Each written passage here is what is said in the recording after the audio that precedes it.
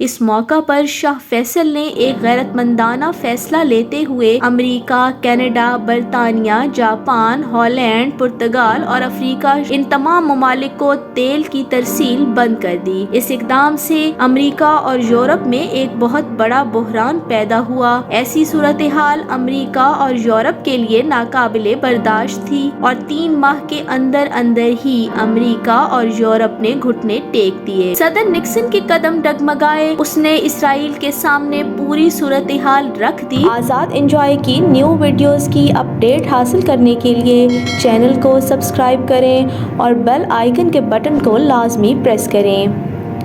23 مارچ 2022 کو OIC کے وزرائے خارجہ کا 48واں اجلاس منعقد ہو رہا ہے۔ تنظیم تعاون اسلامی کا قیام 21 اگست 1969 کو مسجد اقصیٰ پر یہودی حملے کے رد عمل کے طور پر 25 ستمبر 1969 کو مراکش کے شہر رباط میں عمل میں آیا، لیکن امت مسلمہ عملی طور پر بیت المقدس کو پنجہ یہود سے چھیننے میں ناکام رہی۔ OIC میں مشرق وسطی، شمالی مغربی اور جنوبی افریقہ، وسطی ایشیا، یورپ، جنوب مشرقی ایشیا اور برصغیر اور جنوبی امریکہ کے 57 مسلم ممالک شامل ہیں۔ OIC کی ذمہ داریوں میں دنیا بھر کے 1.5 ارب مسلمانوں کے مفادات کا تحفظ شامل تھا۔ ماضی میں بھی بیت المقدس کی حرمت کو نقصان پہنچانے اور اس کی حیثیت تبدیل کرنے کی اسرائیلی کوششوں کے رد عمل میں مسلم ممالک کے سربراہی اجلاس بلائے گئے اور ان کے نتیجے میں آرگنائزیشن آف اسلامک کانفرنس کے نام سے بننے والی تنظیم خاصی متحرک نظر آنے لگی۔ 1974 میں اس تنظیم کا سربراہی اجلاس پاکستان کے شہر لاہور میں منعقد ہوا، جس میں مسلم ممالک کے درمیان اتحاد اور تعاون کو فروغ دینے کا جذبہ عروج پر نظر آیا اور مسلم امہ کی آواز اقوام متحدہ سمیت عالمی فورمز اور دنیا بھر کے دارالحکومتوں میں سنی جانے لگی۔ اکتوبر 1973 میں عرب اسرائیل کی جنگ میں جب پہلے اسرائیل جنگ ہار گیا تھا، لیکن امریکہ کی عملی امداد سے جنگ کا پانسا پلٹ گیا اور اسرائیل شام اور مصر کے بہت اندر تک گھستا چلا گیا۔ اس موقع پر شاہ فیصل نے ایک غیرت مندانہ فیصلہ لیتے ہوئے امریکہ، کینیڈا، برطانیہ، جاپان، ہالینڈ، پرتگال اور افریقہ ان تمام ممالک کو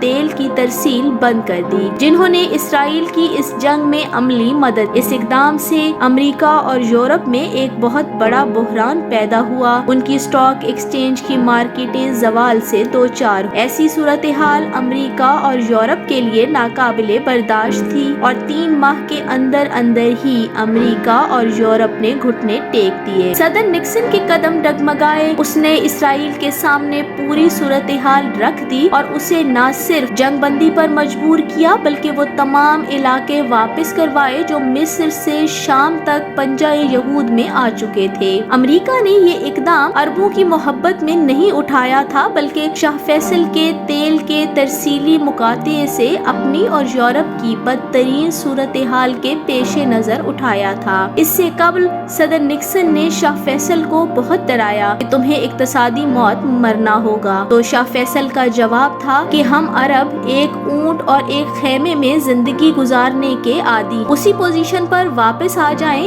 یہ تو گوارا ہوگا، لیکن یہ ہرگز گوارا نہیں کہ اپنا فیصلہ واپس لیں گے۔ مسلم امہ کے سلگتے مسائل کو حل کرانے کے لیے OIC کے قیام کے باوجود اس کی کوششیں صرف نعروں، مذمتی بیانات اور کمیٹیوں کی تشکیلات تک محدود رہیں، جبکہ صہیونی ریاست بیت المقدس کو یہودیانے کے لیے عملی سازشوں میں دن رات سرگرم ہے۔ اسرائیلی قبضہ صرف مشرقی بیت المقدس کے علاقوں پر نہیں بلکہ اس میں موجود تاریخی دینی مقامات جن میں مسجد اقصیٰ، قبہ الصخر، کنیسہ القیامہ کے ساتھ فلسطینیوں کی سرزمین پر 10 یہودی کالونیاں تعمیر گئیں۔ مسجد اقصیٰ کی بنیادیں کھوکھلی کرنے کے لیے اس کے نیچے سرنگوں کا جال بچھایا جا رہا ہے اور نام نہاد ہیکل سلیمانی کی بنیادوں کی تلاش کے دوران مسجد اقصیٰ کی بنیادیں کمزور کی جا رہی ہیں۔ بیت المقدس میں رہنے والے فلسطینیوں پر عرصہ حیات تنگ کر دیا گیا ہے، ان کے گھر مسمار کیے جا जा रहे हैं और नए घर बनाने की इजाजत नहीं है। अब फलस्तीनियों के पास चंद एक पुरानी कॉलोनियां रह गई हैं। इसराइली रियासत की नारवा पाबंदियों के बायस मकबूजा मगरबी किनारे के फलस्तीनी भी नमाज के लिए बैतुल मक़दस में मस्जिद अक्सा में नहीं जाते। अब अगरचे तुर्की के सदर रजब तय्यब एर्दोगान ने मुस्लिम ममालिक की तंजीम OIC का सरबराही इजलास बुलाकर इस बाब में पहला कदम आया है, लेकिन इस एक रोजा मुनक्किदा हंगामी इजलास में अमेरिका और इसराइल के खिलाफ ऐसी इक्तसादी पाबंदियों और उनकी मसनूआत का बाइकॉट का ऐलान किया गया और न ही इन मुसलमान ममालिक ने जिनके इसराइल के साथ सफारती ताल्लुकात हैं मुनक़ता करने की कोई नवीद सुनाई। आलम इस्लाम आज तक क़िबला अव्वल पर यहूदियों के नाजायज कब्जे को छुड़वा सका, न ही फलस्तीनी मुसलमानों पर आए रोज होने वाले मजालिम को रुका सके। सलाम उन निहत्ते फलस्तीनियों को जो पिछले 70 साल से गर्दनें कटवाने के बावजूद आज भी गासिब यहूदियों के सामने सीना तान कर खड़े, इस कदर मजालिम सहने के बावजूद ही ये कह रहे हैं कि मस्जिद अक्सा की खातिर हमारी गर्दनें कट सकी हैं मगर झुक नहीं सकी। किस कदर बेशर्मी की बात है कि कम्युनिस्ट क्यूबा की एक खातून फलस्तीनी मजलूमों की खातिर यूनेस्को के एक इजलास के जरिए दुनिया भर में इसराइल को रुस्वा कर सही है, मगर मालो दौलत की फरावानी रखने वाले मुसलमान मुल्कों के हुक्मरान इसराइल को मस्जिद अक्सा की बेहुरमती से नहीं रोके। जब हम मसला कश्मीर के अब तक हल न होने की बात करते हैं तो इस मसले के हल न होने के बायस पाकिस्तान की सलामती को खतरात लाहक, जबकि पाकिस्तान OIC का बानी रुकन है और इस हवाले से भारत को मसला कश्मीर के हल OIC की बुनियादी रियासती पॉलिसी का हिस्सा होना चाहिए। OIC हमेशा ये कहती चली आ रही है कि मकबूजा जम्मू कश्मीर पाकिस्तान और भारत के माबैन बुनियादी तनाज़ा है और इस मसले का हल जनूबी एशिया में अमन के ख्वाब के लिए नागुज़ीर है। मसला कश्मीर के हल की कोशिश OIC का एक बुनियादी फर्ज है और भारत से तिजारती बाइकॉट के जरिए से मसला कश्मीर हल कराने के लिए मजबूर कराया जा सकता है। इसके इजलास अव्वल में OIC के इब्तदाई इजलासों में तय पाया था कि उम्मा का गुमगुश्ता वकार उसे वापस दिलाएंगे। मुसलमानों की मजलूमियत बिलखसूस फलस्तीनी और कश्मीरी मुसलमानों के साथ इसराइल और भारत के रवा रखे जाने वाले सफाकाना सलूक को रुकवाने के लिए ये तंजीम अहम किरदार अदा कर सकती है, मगर शाह फैसल जैसा किरदार निभाने से आजिज है। उम्मीद है आपको आज की वीडियो अच्छी लगी होगी। कमेंट सेक्शन में अपनी राय का इजहार लाजमी करते जाएं।